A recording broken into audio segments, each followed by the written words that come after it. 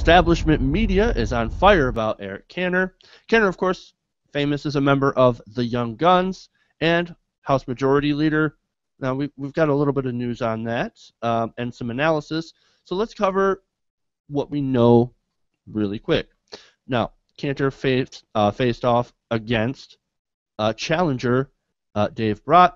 Because Eric Cantor last night was one of the most powerful politicians in America, one of the top Republicans in America. Listen to him here. You know, he just lost. Obviously, we came up short. It's disappointing, sure, but I believe in this country. The winner, an economics professor named Dave Brat, who now, last night, 7 o'clock was an unknown. Now he is a Tea Party national hero. Listen. It's not about Dave Brat winning tonight. It's about returning the country to constitutional principles. So who is Dave Brat? Now, there have been a lot of articles about him lately, so let's start with some of the basics. Now, Brat is an economics professor at Randolph-Macon College, and that's Ashland, Virginia. Okay, so immediately everybody's thinking, okay, he's an economics guy. He knows his shit. Now, but if we can remember, another supposed economic guru, like Paul Ryan, was supposed to be just that, a budget guru. And his plan didn't even balance the budget. Like Paul Ryan, Brat reportedly has some ties to Randian philosophy, having written a paper titled An Analysis of the Moral Foundations in Ayn Rand. Now, he has been referred to as the Tea Party challenger. And that's right, but it's also wrong. Now, let me explain. According to the Wall Street Journal, he never actually identified as Tea Party, and the National Tea Party movement refused to fund him. Now, he did get some local Tea Party support in Virginia, but nationally, none of the Tea Party groups really wanted anything to do with him. Not only that, but outside groups also spent heavily against Brat. For example, the NRA, the American Chemistry Council, and the National Association of Realtors and other large groups poured a ton of money into this race on the side of Eric Cantor. Cantor himself spent about $1 million. Now, I think that's sort of why Washington is crapping their pants over this, because of the amount of money spent in the race. The people with more money expected an easy win, because that's what normally happens. So a little bit more on Dave Brat. Now, Brat is more of a libertarian-leaning conservative. So obviously he's against Medicare, Medicaid, Obamacare, and he was recently talking with Chuck Todd about the minimum wage. And he simply responded that, I'm a free market guy. Well, okay. Well, there's your answer on that. Now, Mother Jones dived into some of his positions a little bit deeper. He wants to cut Social Security payments by 2/3. Okay, well, that will sure get him the senior vote. He's for cutting education. That's not a surprise. He's for dissolving the IRS. That's to be expected perfectly. He's also not worried about climate change since rich countries solve their problems. Yes, rich countries solve their problems. Poor countries? Fuck them. Who cares? Speaking of the rest of the world, he is against the UN, and his campaign actually came out hard against amnesty for the 11 million estimated undocumented immigrants living and working in the United States, and is, of course, against immigration reform.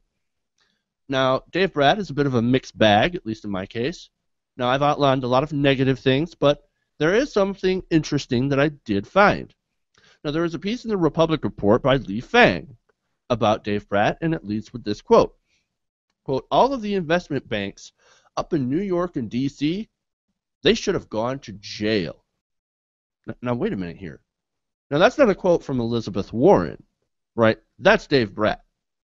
And it's a surprise that no one else in the corporate media is actually talking about that. Now, that's interesting. In fact, the article kind of points that out.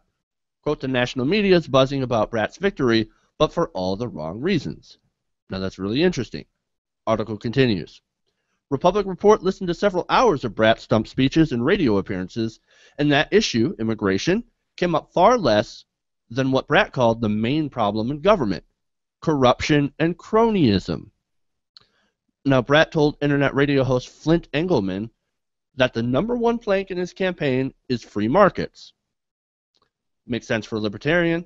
Brat went on to explain Eric Cantor and the Republican leadership do not know what a free market is at all. I think we can all agree with that. And the clearest evidence of that is the financial crisis. When I say free markets, I mean no favoritism to K Street lobbyists. Banks like Goldman Sachs were not fined for their role in the financial crisis. Rather, they were rewarded with bailouts. So it's obvious to me why this side of Brat isn't being talked about at all by the corporate media. Because they love crony capitalism. They love bailouts, and they don't care about corruption unless it fits their side's narrative. Now, as you can probably guess, I've got a bunch of problems with Dave Brat and a lot of his policies. But you also have to keep it real. Cantor was a 100% complete corporate whore. And I could get into some examples about that, but I think it's been obvious when you look at his record. At least Brat is giving lip service to things like ending corporate corruption, which has taken over our democracy. So I have to wonder here, and this is a really, really good question, I wonder if that we as progressives who actually care about money and politics and fighting the corruption that's taken over our democracy and ending the crony capitalism, could we find an unlikely ally in Dave Brat to that end? We may have to see. I'll go to the panel and see what you guys think. Well, I want to jump in first because I was very happy when Eric Cantor went down, and I was happy when I didn't even know what candidate beat him in the primary. Brat is kind of he's a mix, but he's closer to an actual Tea Party conservative than anything.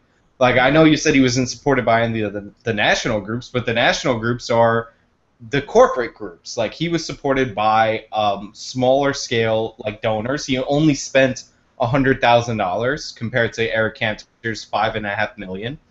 Like, he was a grassroots candidate and he won. And like he's if you look at his positions, he's pretty good on the NSA. It looks like he's going to be in the Liberty Caucus in Congress with Amash and other Congress people. He's good on, in my opinion, he's good on some economic issues. I don't understand why 18 different articles were like an Ayn Rand reader, as if reading a novel, books by a famous novelist is somehow evil. Like, it's like completely ridiculous. But they're like an Ayn Rand, and not to mention Ayn Rand's books are about corruption in government, and the villains are the government and people who use government corruption to get economic advantages. So, like, it's an anti-crony capitalist message, but whatever. So, like, it looks like a decent candidate from a Republican standpoint won this race, and his immigration position, like, it's shitty. I don't like it, but Eric Cantor was shitty on everything, or next to everything, in my opinion. So it's a definite win for the entire United States of America.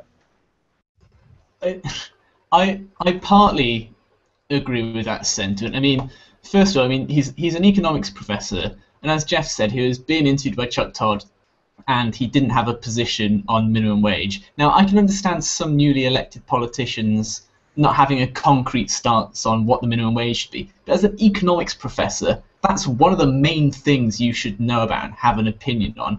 And then also, in some of his modules that he taught, he listed the Bible as optional reading and listed God as the author of the Bible, which of course is ridiculous. It was written by man, yada, yada, yada. And then also, he described his victory as a miracle.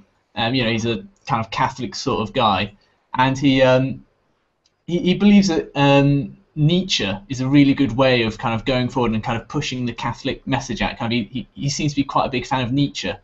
Nietzsche, the guy who famously said that God is dead and that Christianity is kind of a slave morality and mentality. He's a subtly stupid man. He's a very kind of intellectual veneer. And if you dig a bit deeper, and you've all pointed out kind of his policy positions, they're all, I think they're all pretty stupid. He's got one or two good points.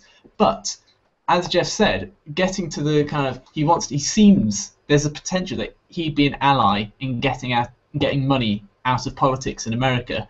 And for me, like, my position is slightly evolving now, that it doesn't matter how stupid and insane or ridiculous all the other policies that a politician may have. If they say, look, no, I'm going to push for a constitutional amendment and we'll get money out of politics, that's the one thing that's top of my list. If they say that and they start acting that, I don't care at all what their other policies are, because as soon as money's out of politics, those sort of people will be voted out and will actually get true progressives in. So it doesn't matter what else he believes. As long as he helps get money out of politics, kind of, you just have to take the shitty with the kind of the little diamond in the shit and say, yeah, it's good for America.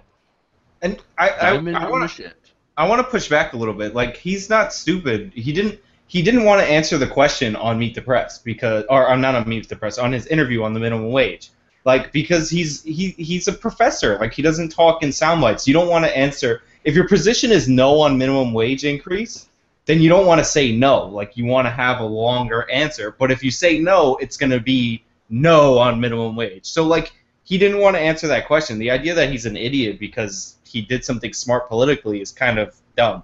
Like, he is a smart guy. Like, he believes that the banks should have went to jail, right? Because he's all about free market principles. And if you commit fraud, you go to jail. He believes that they shouldn't have gotten bailed out.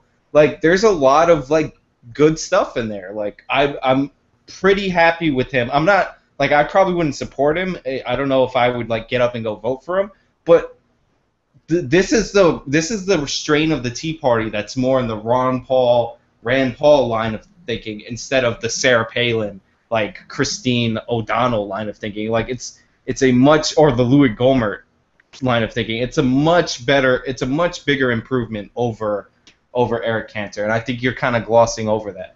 Do we have an unlikely ally? Now, Jeff, I realize your question was specifically, I believe, in getting money out of politics, and there we may, because this is obviously a guy who didn't come to power, because of pandering to donors or anything like that. That said, in the greater scheme of things, is he better than Cantor? I don't know if that's the question that we need to be asking. I mean, do we really want to compare? Like, we can't settle for the people running our country to just be horrible and decide, oh, this guy might be slightly less horrible on a couple of issues. The question we need to ask, rather than comparing him to the guy he's replacing, is, from our progressive perspective, is this someone that we think could ultimately be good for America? And the answer here is a resounding no. And the reason I say that is because the fundamental, at its heart, what progressivism is and what conservatism is a disagreement over what government should be. Conservatism, especially maybe we should say libertarianism, believes that government cannot be used as a force for good, is inherently bad, cannot do almost anything right. Libertarians, they have a self-defeating ideology because they will concede that government should do some things, and if government should do some things, then that means there's things government can do, and their philosophy falls apart, but we'll leave that alone for now. But anyway, progressives believe that whenever government is functioning the way it's supposed to be, that not only can it be a good thing, but it has the potential, to be one of the most effective ways to accomplish something. And so that whole big, long, convoluted lead-in was for this point. One of Cantor's greatest hits when he was in office was back during the government shutdown, the big one that lasted forever. I don't know if you guys remember. I don't know if we covered this or not.